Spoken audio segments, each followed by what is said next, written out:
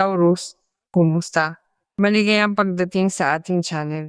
I-connecta natin ang iyong enerhiya para sa mga susunod na araw. Ano ang hatid na mensahe ng iyong mga gabay? Huwag kalimutang kunin ang anumang tumutugma sa iyo, syempre, at sumangguni sa iyong ascendant at lunar na palatandaan dahil mayroon silang ipinapakita pang iba at kinukumpleto ang pangunahing mensahe. Magsisimula ako sa iyong pagbabasa gamit ang mensaheng ito mula sa iyong mga gabay. Gaya ng sinabi ko gamit ang orakulo ng enerhiya, ano ang ipinapakita nito para sa iyo? Well, ang ipinapakita nito ay ang anghel ng pag-ibig at kinokonekta tayo nito ng direkta sa kung ano ang maaaring maging pagkakasundo at emosyonal na balanse na iyong nilalayon sa sandaling ito. Ang numerong 49 ay isang numero na sumasama sa iyo mula sa isang numero lohikal na lugar din. Maari itong intindihin bilang kung ano ang maaring maging numero mo ng swerte sakaling interesado ka. Alam mo na kapag lumitaw ang anghel ng pag-ibig, ang lahat ay nagsisimulang maramdaman mula sa isang lugar. Siyempre, kung tayo ay nagsasalita tungkol sa mga relasyon, hindi ba, ito ay iba gaya ng sinabi ko sa iyo sa simula at maayos. Kahit ikaw ay nasa isang relasyon o gusto mo magproyekto sa isa, ito ay isang babala, ito ay isang balita, ito ay isang paglapit, at ang mga ito ay ang mga koneksyong magpapalusog din sa iyo relasyonal sa antas ng mga tao mula sa punto de vista ng mga pagkakaibigan at pati na rin sa mga usaping pampamilya. Sa madaling salita, may pagkakasundo at ito ay nagbibigay ng kahulugan sa isang bagay na maaring makagulat sa iyo. Maaring makahuli sa iyo ng hindi inaasahan dahil nangangahulugan ito na maaari kang kumukonekta sa enerhiyang ito ng kagandahan ng pag-ibig na napakabagay sa iyo.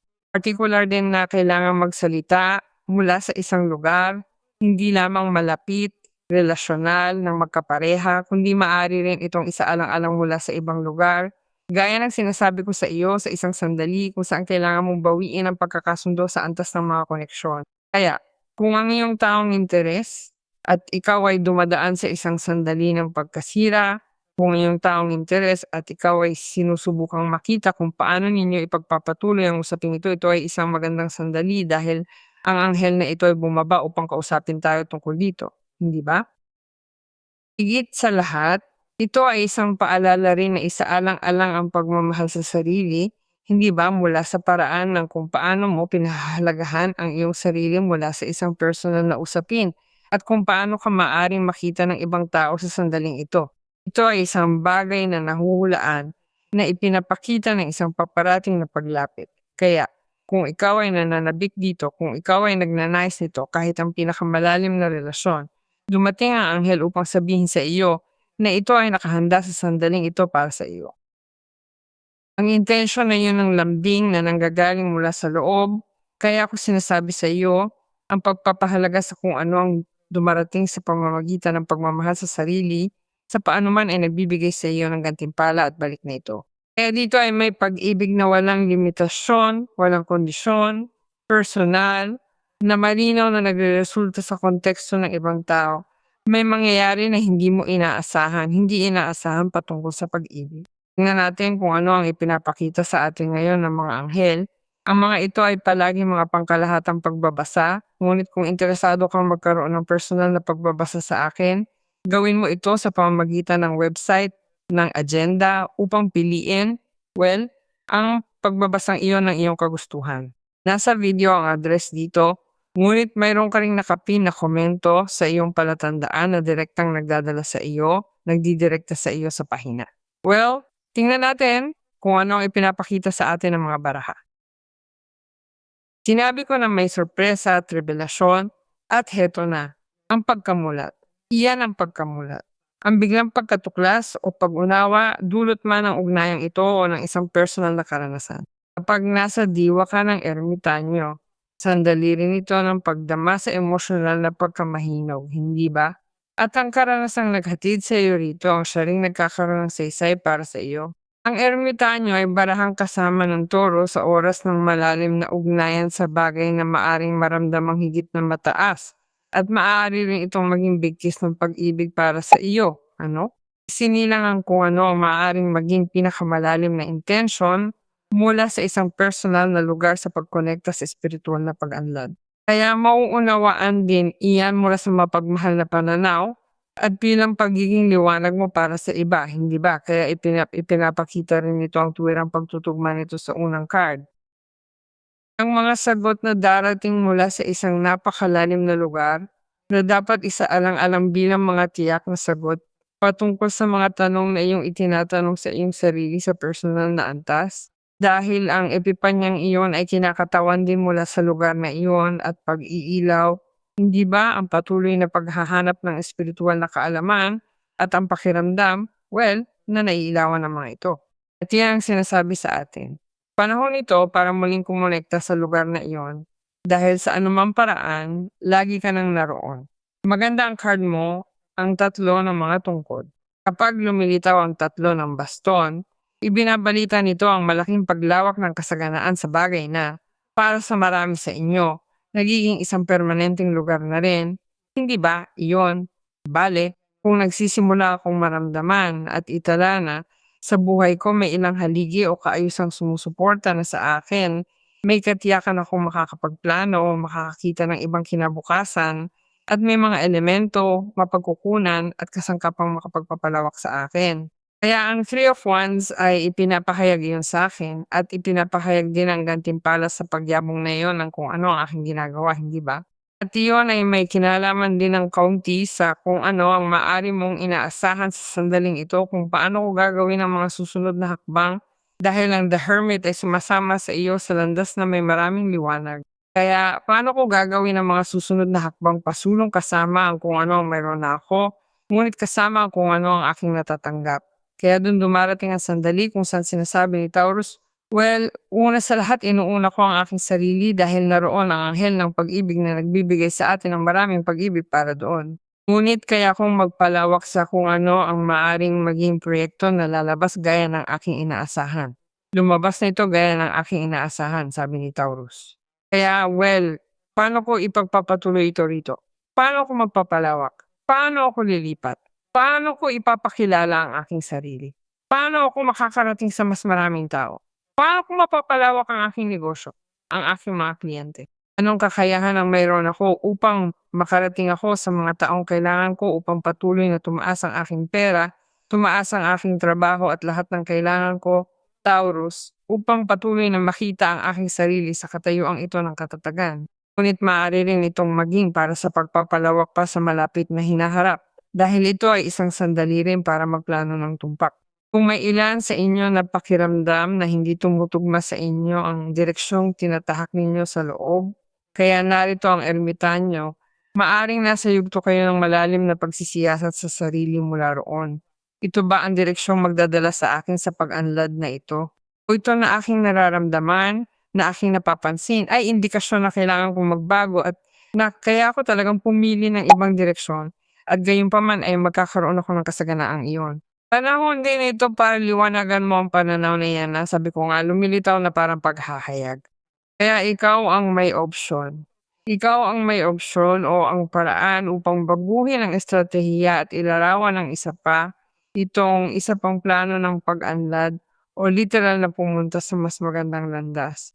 Dahil sinasabi sa atin ito na garantisado ang tagumpay, ngunit huwag mong isapalaran ng tagumpay na ito, hindi ba, na gawin ang mga bagay sa isang paraan na mas matalino, mas planado, higit sa lahat din na huwag mong isipin na sa simula pa lamang ay magiging maginhawa ang magsimula ng mag-isa sa diwa na, well, napakahusay ng takbo ko, tumatanggap ako ng mga resulta, tumatanggap ako ng mga kita. Naniniwala akong baka ito na ang sandali na maaari akong humiwalay ng mag-isa. Marahil kailangan pang makita ng kaunti, hindi ba, tingnan kung paano patuloy na nagpapakita ang mga bagay dahil ang tagumpay ay naroon ito, ngunit kailangan makita kung ano ang mga kapalit ng tagumpay na yun sa personal na aspeto, hindi ba? Kaya ang Archangel Michael ay nagbibigay din sa atin ng kalinawang iyon upang tayo ay maging malay na mapagtanto natin na mayroon tayong opsyon na sumunod sa isang mas mahusay na estratehiya at higit sa lahat din na makahanap ng solusyon patungkol sa isang bagay na hindi natin mahanapan ng paraan dahil baka may nakalimutan tayong detalye sa daan. Kaya napagtatanto mo rin kung paano tugunan ng mga tiyak na bagay na dati mong hindi napansin. Tingnan natin kung ano ang sinasabi sa atin. Binabawi mo ang isang bagay na nawawala pa noon na inakala mong nawala na at lumalayo ka rin sa mga usapin o sitwasyon na nagiging sanhi ng pagkawala ng iyong focus o kahit ng pagkawala ng pera. Tingnan natin ngayon kung ano pa ang sinasabi ng mga barahan na kailangan mong malaman. May mga bagong bagay at bagong mapagkukunan na kailangan mong iakma sa araw-araw mong buhay. Heto, ang tindi. May reyna ng mga kopa ako rito at narito naman ang alas ng mga barya. Alam mong napaka-interesante ng simula mo. Hawak mo ang as ng mga barya, ang dalawa ng mga barya, at ang reyna ng mga kopa na maaaring tumukoy sa ugnayang tuwirang kaugnay ng unang baraha. Panahon ito ng pagkilalang emosyonal. Kinikilala ka ng isang tao bilang katumbas niya, bilang iyong kabiyak, bilang iyong kapanalig ng puso, ang iyong kapanalig. Kaya ang maaaring magbuklod sa inyo ngayon ay ang mga pagbabago patungkol sa kasalukuyang relasyon. Ngunit maaari ka rin pagbuklurin sa isang bagong tao kung saan natatagpuan mo ang inaasam na emosyonal na balance.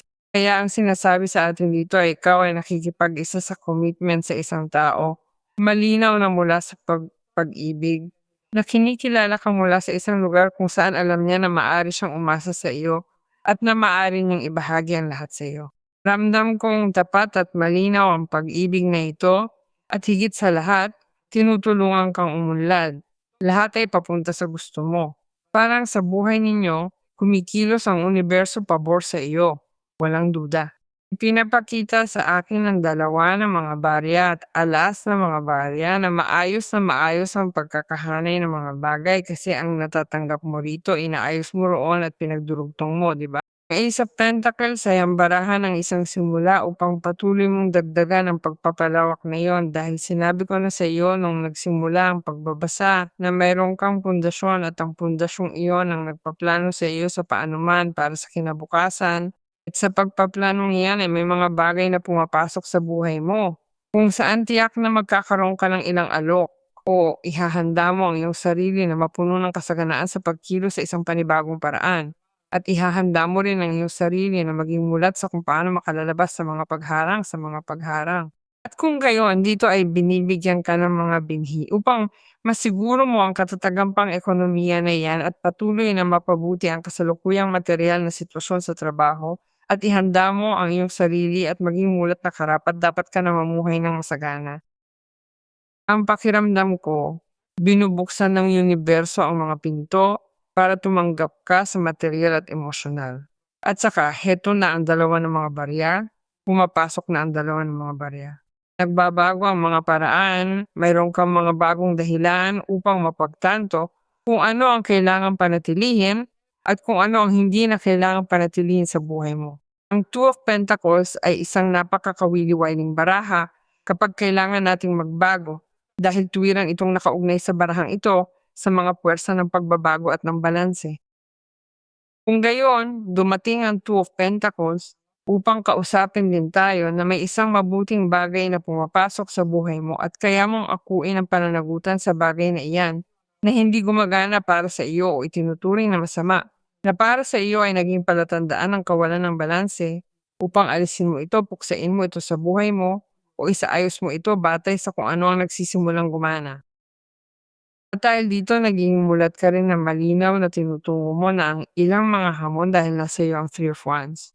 Kung gayon, naniniwala ako na dito ang kinabukasang nakamarka sa tadhana mo ay nagsasabi sa atin na tumutugon ito sa iyong mga pangangailangan, ngunit nagsasabi rin ito sa atin tungkol sa mas magagandang resulta na nagsisimula mong mapansin habang mas maingat ka sa pagpaplanong iyan na nakikita ko sa Three of Wands. Ngunit bukod pa roon sa bagay na ito rin dahil yan ang Two of Pentacles, ito ay ang paghahanap kung paano ko ba ito gagawin, ito upang maisama ang bagay na dumarating sa buhay ko at gumana ito at hindi maubos ang enerhiya sa mga walang silbing bagay.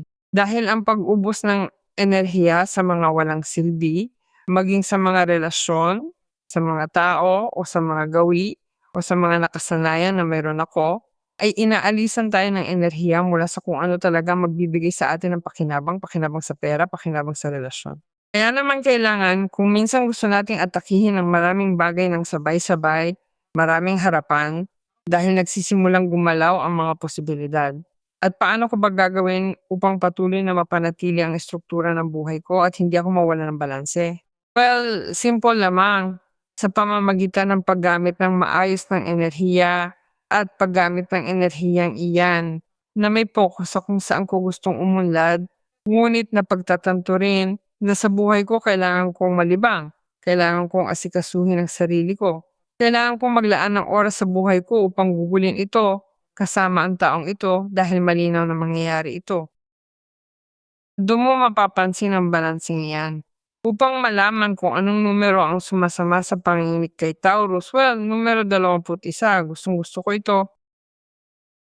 Ito ay ang numerong 3 sa numerolohiya at sinasabi nito sa atin na konektado ka sa pagkamalikhain at sa lakas ng loob na siyang nagpapapanalo sa iyo.